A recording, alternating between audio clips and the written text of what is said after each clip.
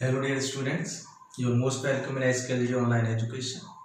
So today we will discuss on our topic of class 12 and unit 1 electrostatics.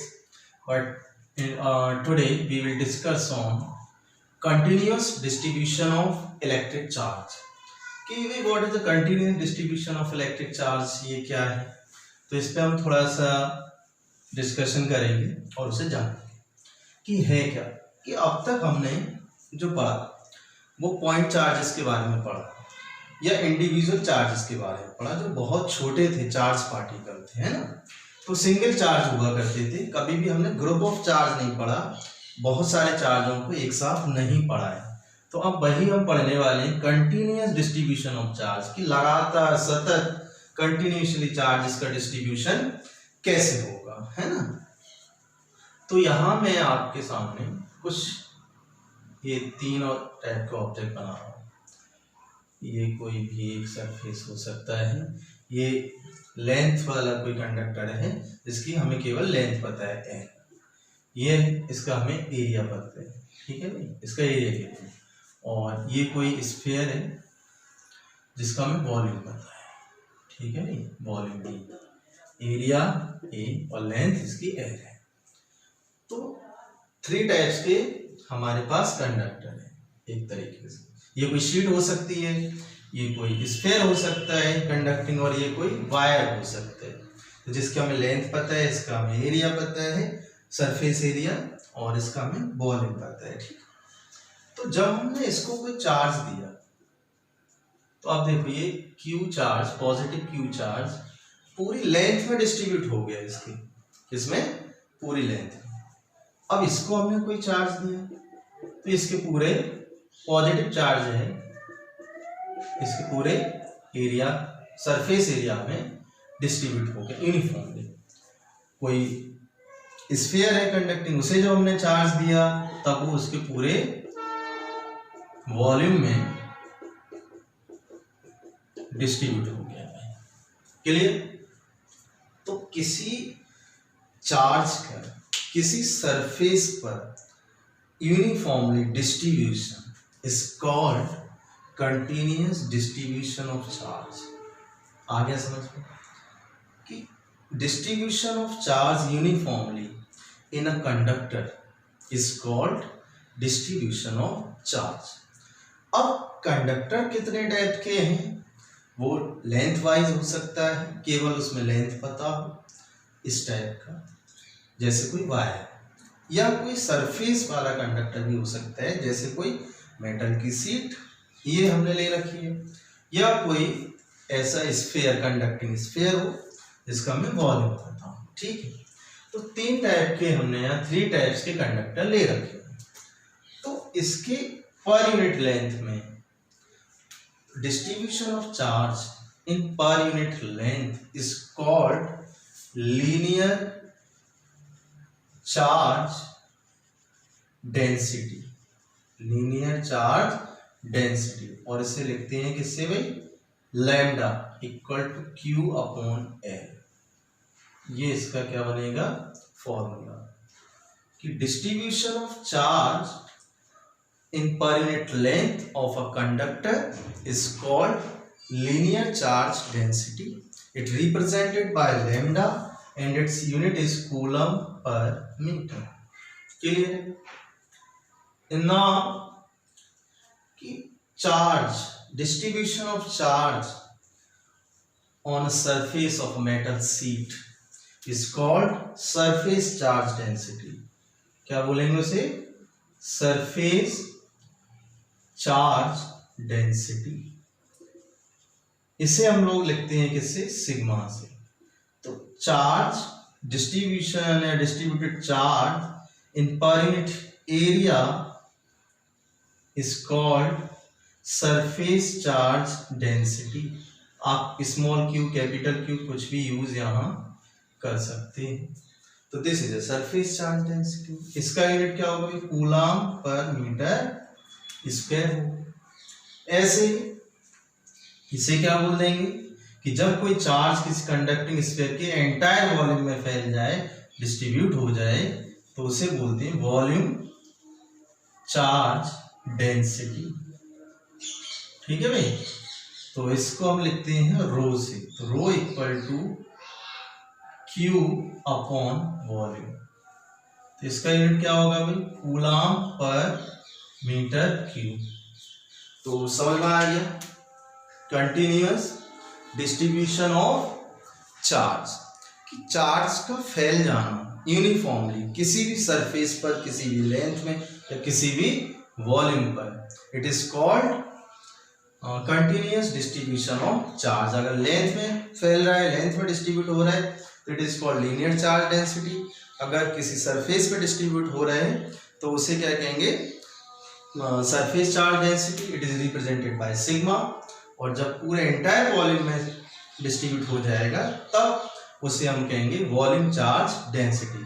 And its formula rho equal to charge upon volume and unit coulomb per metre cube. तो I hope इसे आप अच्छे से समझ गए होंगे, बहुत ज़्यादा हार्ड नहीं है बट इंटरेस्टिंग है, क्योंकि इसकी भी जरूरत पड़ने वाली है आगे डेरिवेशंस में। ओके, तो आज हम लोग एक तो ये चार्ज डिस्ट्रीब्यूशन पढ़ा, इसके बाद एक और टॉपिक पढ़ेंगे कि इलेक्ट्रिक फ्लक्स क्या है भाई।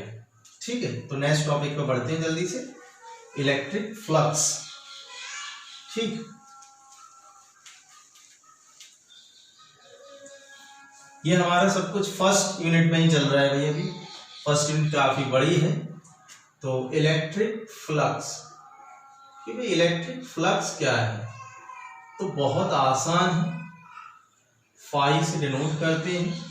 ठीक है, समझें इसे क्या है, कि सबसे पहले मैं यहाँ एक एरिया बनाया है, कोई भी एक सरफेस है जिसका एरिया हमें ए पता है, और ये इसका डायरेक्शन है। एरिया की डायरेक्शन क्या होती है, प्लेन के परपेंडिकुलर। जैसे कि ये मेरा हाथ, ये अब ये किसी इलेक्ट्रिक फील्ड में रखा हुआ है भाई, तो अभी मैं इसका भी कोई इलेक्ट्रिक फील्ड नहीं है, बस इसकी डायरेक्शन बताना चाहता हूँ कि इस सरफेस की डायरेक्शन क्या है, एरिया की डायरेक्शन क्या है। तो एरिया की डायरेक्शन ये हो, जो मैंने मार्कर प्लेस्ड कर दिया, this is the direction of area, कि प्लेन के परपेंडिकुलर जो डायरेक्शन है वो एरिया की डायरेक्शन। तो ये मैंने डी ए से डिनोट किया है कि डी ए, तो वेक्टर ए, तो ये एरिया को शो कर रहा है, एलिमेंट, एरिया के एलिमेंट को या एरिया की डायरेक्शन को शो कर रहा है। अब ये किसी इलेक्ट्रिक फील्ड में रखा है, किसमें रखा है, किसी यूनिफॉर्म इलेक्ट्रिक फील्ड में रखा हुआ है। तो इसके अंदर से क्या होगा, इलेक्ट्रिक फील्ड लाइंस पास होंगी, ये हो रही है जैसे, ठीक है, ये इलेक्ट्रिक फील्ड लाइंस इसमें से पास हो गई। तो इनका अगर हम ये काउंट करें कितना इलेक्ट्रिक फील्ड इसमें से पास हो रहे हैं, तो उसी को हम कहते हैं इलेक्ट्रिक फ्लक्स। तो टोटल नंबर ऑफ अगर इसको डिफाइन किया जाए तो कैसे करेंगे, total number of electric field lines passing through, pass हो रही, passing through the surface, passing through the surface of a conductor in a uniform electric field is called electric flux phi। Formula क्या होगा भाई, E dot D ए लिख सकते हैं, ठीक है, this is a formula, phi equal to E dot D A. ठीक है भाई, अब यूनिट क्या होगी, इसका यूनिट हम बना सकते हैं कि इलेक्ट्रिक फील्ड का यूनिट हमें पता है क्या होता है, न्यूटन पर कूलम के लिए, और एरिया का यूनिट क्या होता है भाई, मीटर स्क्वायर। तो क्या बन गया, newton metre square per coulomb. ठीक है, इसको हम ऐसे भी लिख सकते हैं, newton metre square coulomb inverse. तो ये इसका क्या होगा, यूनिट होगा। ठीक है, तो phi equal to E dot D A. अब फाई कैसे इलेक्ट्रिक फ्लक्स किस टाइप का क्वांटिटी है, तो स्केलर क्वांटिटी, ये भी कभी कभार पूछ लिया जाता है। तो किस टाइप का क्वांटिटी है भाई, स्केलर क्वांटिटी है। डायमेंशन फॉर्मूला निकलवाए तो भी हम लोग निकाल सकते हैं, यहाँ से निकालिए। न्यूटन का क्या होता है भाई, mL/-2, कूलम 80 और metre square means L square. तो क्या होगा इसका dimension formula, m l q t -3 and a -1 is clear. m l q t -3 and a -1, ये इसका डायमेंशनल फॉर्मूला होगा। तो इलेक्ट्रिक फ्लक्स क्या है, normally total number of electric field lines passing through the surface of a conductor which is placed in a uniform electric field is called electric flux, phi equal to E dot A। इसको हम कभी बार ऐसे भी लिख देते हैं, phi E means पता लग जाए कि इलेक्ट्रिक फील्ड के लिए है, इलेक्ट्रिक फ्लक्स है, ठीक है। अदरवाइज हम ओनली phi भी लिख सकते हैं। अच्छा, इसमें एक और टॉपिक, एक पॉइंट और आते हैं कि अगर अभी एक एंगल देखें एरिया में और इलेक्ट्रिक फील्ड में, कितना एंगल बनना है, थीटा इस जगह पर कितना है, तो 0 डिग्री है। क्यों कि इलेक्ट्रिक फील्ड की भी यही डायरेक्शन है और एरिया की भी यही डायरेक्शन है, तो दोनों की डायरेक्शन कैसी है, सेम है। एंगल कितना है, 0, तब ये लगेगा। अगर यही थोड़ा सा चेंज हो जाए कि जो हमारा कंडक्टर है तो थोड़ा सा हमने ये कर दिया, ये तो एरिया की डायरेक्शन हो गई। अब इलेक्ट्रिक फील्ड ऐसे जा रहा है इस टाइप से, तो ये क्या है, इलेक्ट्रिक फील्ड। अब ये इसके साथ एंगल बना है, कितना, थीटा, किसके साथ, एरिया के साथ। एरिया का जो नॉर्मल है, नॉर्मल के साथ इलेक्ट्रिक फील्ड एंगल बनाता है थीटा। उस कंडीशन में फाई ई इक्वल टू क्या होगा, ई ए कॉस थीटा, ठीक है। टोटल एरिया है तो वहां डी ए भी ले सकते हैं और ए भी ले सकते हैं, ऐसा कोई कंफ्यूजन ना रखें कि डी ए क्यों लिया। डी ए एक एरिया का एलिमेंट है, बहुत छोटा, लेकिन जब एंटायर एरिया की बात आएगी तब हम ए ही लेते हैं। तो phi equal to E A cos theta, clear है इसी फॉर्मूले को, ठीक है। इफ ये 2 केसेस हैं तो दिस इज कंप्लीट फॉर्मूला जब एंगल दिया हो, बट इस केस में, इस वाले केस में theta, if theta equal to 0 degree तब फाई इक्वल टू क्या हो जाएगा, ओनली ई ए, ठीक है। वेक्टर फॉर्म में लिखना है तो ये हो जाएगा, क्लियर।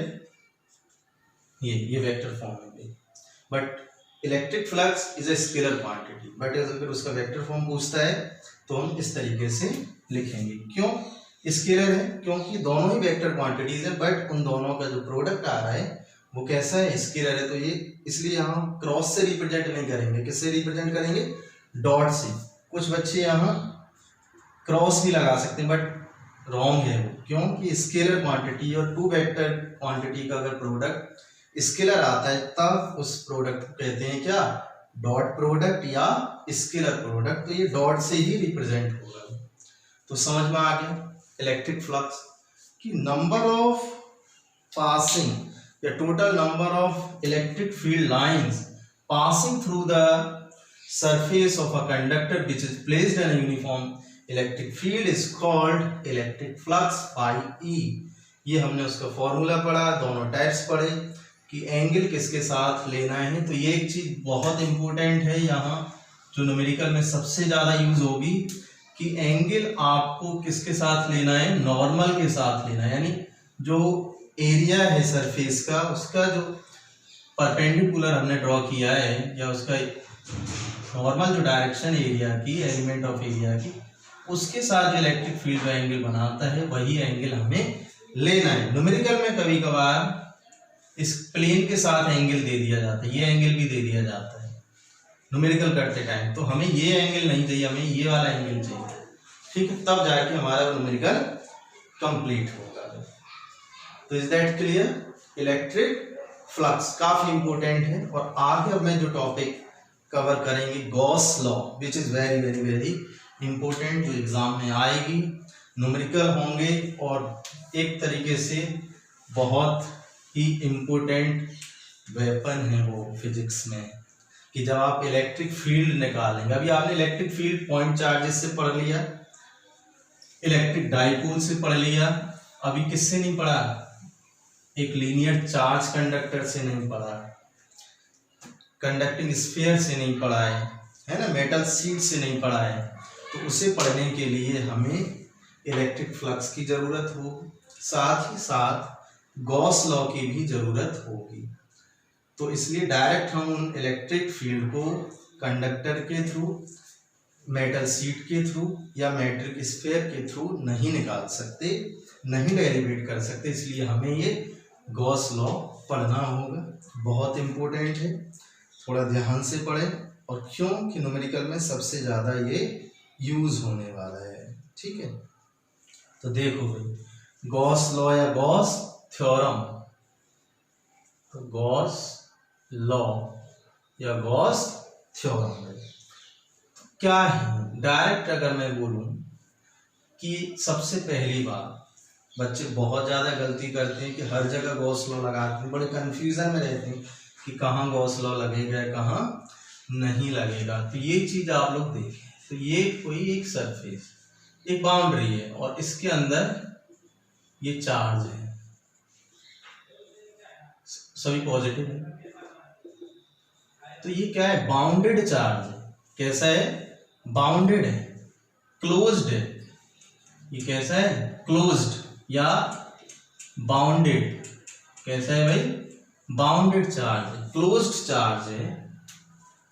यहां गॉस लॉ वैलिड है, ठीक है। तो सबसे पहली बात तो ये याद रखनी है कि गॉस लॉ तभी लगेगा जब चार्ज किसी बाउंड्री से क्या हो? क्लोज्ड, अदरवाइज गॉस लॉ नहीं लगेगा। और गॉस लॉ किसको बताता है? कि वो इलेक्ट्रिक फील्ड को ही, इलेक्ट्रिक फ्लक्स को ही डिफाइन करता है। According to the Gauss law, electric flux through the closed surface, through the bounded surface is just equal to 1 upon epsilon naught of charge, bounded charge, total charge, ये जितना भी है, तो यहाँ sigma भी यूज कर सकते हैं, ठीक है। या इसे डायरेक्ट ये भी लिख सकते हैं, phi equal to Q upon epsilon naught. तो according to the Gauss law, electric flux हमें पता है, और इसे कैसे लिखा जा सकता है भाई? इलेक्ट्रिक फ्लक्स का formula phi E equal to क्या था? E dot A cos theta, but according to the Gauss law ये क्या है? Q upon epsilon naught. तो ये कंप्लीट, ये हमें याद रखना है। तो अगर गॉस लॉ को हम डिफाइन करें तो क्या है? According to the Gauss law, total electric flux through a closed surface is equal to the 1 upon epsilon naught times of total charge। Clear? जो हमने इलेक्ट्रिक फ्लक्स का फॉर्मूला पढ़ा था वही गॉस लॉ से कितना आता है? Total charge upon epsilon not. Here epsilon not is a permittivity of free space. तो ये दोनों फॉर्मूलों का जो कॉम्बिनेशन है बहुत यूजफुल होने वाला है, और इसे हम फिर अलग अलग जगह अप्लाई करेंगे और न्यू डेरिवेशन को ड्राइव करेंगे, ठीक। और बहुत सारी जो प्रॉब्लम है फिजिक्स में वो इसी से सॉल्व होने वाली है। ये गॉस लॉ है भाई, बहुत छोटा सा। अब ड्राइव कैसे होगा? डेरिवेशन भी है भाई गॉस लॉ की, कि अब हमें ये लाना है कि electric flux equal to Q upon epsilon naught. अब इसको ड्राइव कैसे करें? तो गॉस लॉ का डेरिवेशन भी आप देख लो, बहुत इजी है, ठीक। ध्यान से देखना कि ये कोई कंडक्टिंग स्फीयर है, सेंटर है इसका O, यहां कैपिटल Q चार्ज प्लेस्ड है इसके सेंटर पर, इससे r डिस्टेंस पर P कोई पॉइंट है, क्लियर। अब हमने एक एलिमेंट ले लिया, पूरा एरिया क्या होगा इसका? एक बहुत छोटा सा एलिमेंट लिया है पूरे स्फीयर का और इसकी डायरेक्शन इसके एरिया की ये ली डी ए। जब पूरा एरिया होता है तो कैपिटल ए लेंगे, छोटा एरिया है तो एलिमेंट की जब बात है एरिया का एक पार्ट लिया है तो डी ए, ठीक है, डेल ए भी बोल सकते हैं। तो इस पॉइंट से ये डिस्टेंस इसका आर है, तो ये पॉजिटिव चार्ज है पी पॉइंट पर, इलेक्ट्रिक फील्ड की डायरेक्शन क्या होगी भाई, आउटवर्ड्स होगी, ठीक है। तो इलेक्ट्रिक फील्ड निकालो, सबसे पहले क्या निकालेंगे, ये कंडक्टिंग स्फीयर है जिसका सेंटर कितना है O और सेंटर पे टोटल चार्ज कितना है Q, बाउंडेड है, R डिस्टेंस पर P कोई पॉइंट है जहां इलेक्ट्रिक फील्ड की डायरेक्शन में पता है कि पॉजिटिव चार्ज से क्या होती है आउटवर्ड, और एरिया ले लिया हमने छोटा सा एलिमेंट टोटल सरफेस एरिया का, उसकी भी डायरेक्शन क्या होगी आउटवर्ड्स, यही होगी, दोनों की डायरेक्शन सेम। तो सबसे पहले इलेक्ट्रिक फील्ड निकालो भाई, क्या निकालेंगे, इलेक्ट्रिक फील्ड।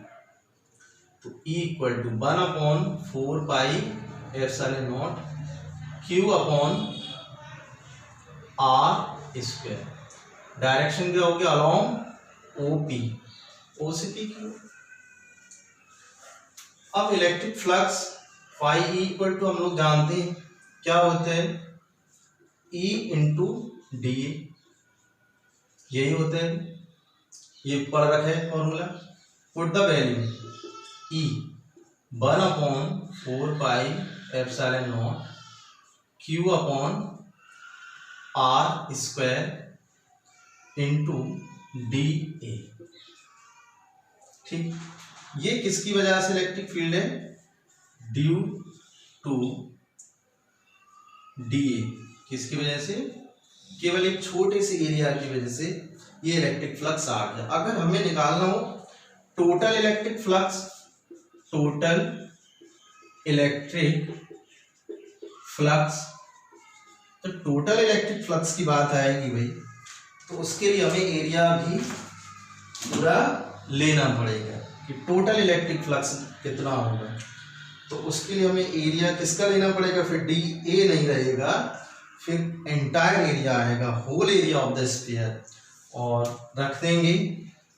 तो phi E equal to 1/4 pi epsilon naught Q upon R square, और टोटल ये सिग्मा का साइन है, सॉरी सिग्मा नॉट, इंटीग्रेशन किसका साइन है, इंटीग्रेशन, और यहाँ डी ई।